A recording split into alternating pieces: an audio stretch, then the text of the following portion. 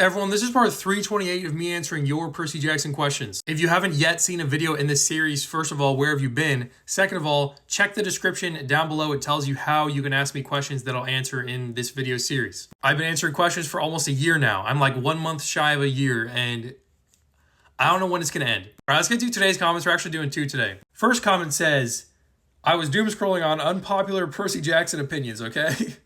Number one, do you think Piper's hate is deserved? I don't think she deserves hate, I guess, but she deserves dislike. And it's all because of Rick Riordan. Like, Rick Riordan ruined her character at the end of the Trials of Apollo series. If you don't know what happens at the end, I won't spoil it, but he ruins her character. She gets over something way too fast, and it just makes no sense. Also, like, she's my least favorite of the 7 demigods in the Heroes of Olympus series. She might even be less favorite to me than Nico and Reyna, which is crazy. But yeah, so like, I don't think she deserves hate, but I don't like her too much, honestly. She's meh, okay? Meh. All right, moving on to number 2. If Nico wasn't so overrated, do you think he'd be a good character?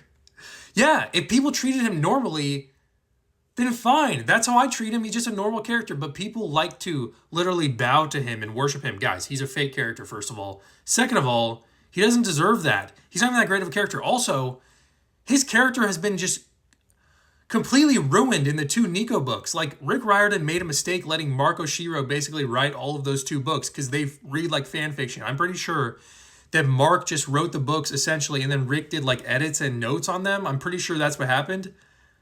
And that was a terrible idea. Marco Shiro is not a good author, and Rick needs to realize that. I'm pretty sure they're probably going to do a 3rd book together, but if they do, you know, I'll check it out, but it's probably not going to be that good because the first 2 haven't been good. Oh, and they didn't only ruin Nico's character, they ruined like literally every character that appears in those books. They don't feel like their regular selves. Okay, let's move on to the 3rd question before I rant too much.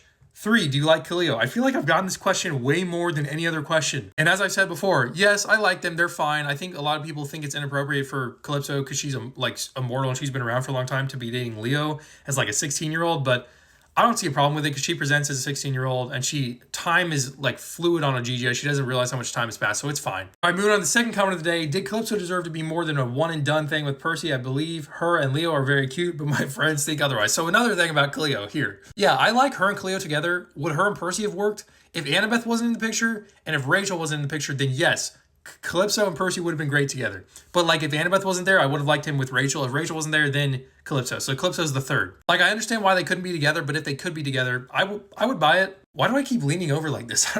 Anyway, that answers all of today's questions. I'll see you tomorrow for part 329 of me answering your Percy Jackson questions.